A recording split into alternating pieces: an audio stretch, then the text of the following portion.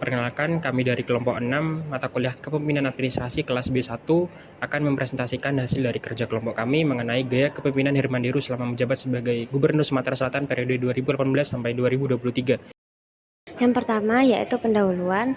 Kepemimpinan merupakan elemen fundamental dalam sebuah administrasi sebagai motor penggerak. Lalu dalam konteks administrasi itu sendiri, kepemimpinan melibatkan kemampuan seseorang itu agar bisa mengatur, memotivasi, dan juga mengarahkan anggota-anggota organisasinya tersebut. Dan kelompok kami mengambil tipe dan gaya kepemimpinan dari Gubernur Sumatera Selatan, yaitu Herman Deru. Beliau menjabat pada periode tahun 2018 hingga tahun 2023. Selanjutnya yaitu rumusan masalah. Yang pertama, bagaimana definisi kepemimpinan serta peran seorang pemimpin dalam administrasi organisasi. Yang kedua, apa saja tipe dan juga gaya kepemimpinan yang diterapkan oleh Gubernur Sumatera Selatan, yaitu Herman Deru pada tahun 2018 hingga tahun 2023. Yang ketiga yaitu bagaimana pengaruh gaya kepemimpinan Herman Deru terhadap kinerja pemerintahan di Sumatera Selatan. Yang keempat yaitu apa saja tantangan yang dihadapi Herman Deru dalam menjalankan kepemimpinannya, khususnya terkait pembangunan, pengelolaan bencana, dan pandemi COVID-19. Selanjutnya yaitu definisi kepemimpinan. Kepemimpinan adalah proses di mana seseorang mempengaruhi orang lain dengan tujuan tertentu dan juga mengarahkan organisasi dengan cara yang membuatnya lebih kohesif dan koheren. Di sini ada tipe dan gaya kepemimpinan. Menurut Kurt Lewin, ada 3 tipe kepemimpinan, yakni yang pertama, tipe kepemimpinan autokratis, tipe kepemimpinan demokratis, dan tipe kepemimpinan laissez-faire. Ada juga beberapa gaya kepemimpinan.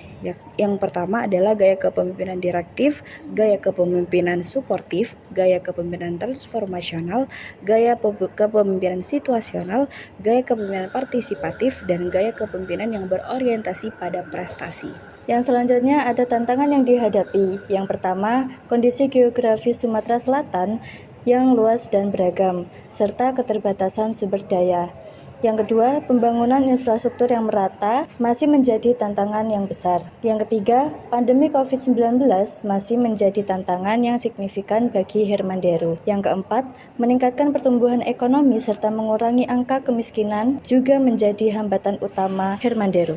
Selanjutnya adalah bab mengenai data. Di sini Herman Deru menerapkan 6 gaya kepemimpinan yang berbeda. Yang pertama, kepemimpinan direktif, yang kedua, suportif, ketiga, partisipatif, keempat, berorientasi prestasi, kelima, transformasional, dan keenam adalah situasional. Tapi dari keenam gaya tersebut, Herman Deru yang memprioritaskan penggunaan 2 gaya kepemimpinan, yaitu transformasional, yang mana itu kita bisa lihat dari visi dia yang sangat memukau, sangat menjunjung tinggi perubahan yang ada pada Sumatera Selatan. Yang kedua yaitu situasional. Di sana Herman Deru sangat hebat dalam melakukan pendekatan yang sangat situasional pada saat terjadinya COVID-19 yang terjadi pada Sumatera Selatan tersebut. Yang kedua adalah apa dampak yang dihasilkan dari penggunaan gaya kepemimpinan yang dilakukan oleh Herman Deru ini. Yang pertama adalah Herman Deru menciptakan suatu kebijakan yang sangat efektif, yaitu GSMP, Gerakan Sumsel Mandiri Pangan, yang mana di situ Herman Deru bisa mendongkrak angka IPM manusia pada Sumatera Selatan serta menurunkan angka kemiskinan yang sudah menjadi ladang yang menjadi tidak bisa dilakukan oleh para pemimpin Sumatera Selatan yang sebelumnya. Yang kedua, Herman Deru ini berhasil meningkatkan infrastruktur pada Sumatera Selatan, tidak hanya pada jalan di darat tapi juga di daerah udara, pembangunan bandar udara yang cukup signifikan. Yang ketiga yaitu adalah digabungkannya ke 6 gaya kepemimpinan tersebut menghasilkan Sumatera Selatan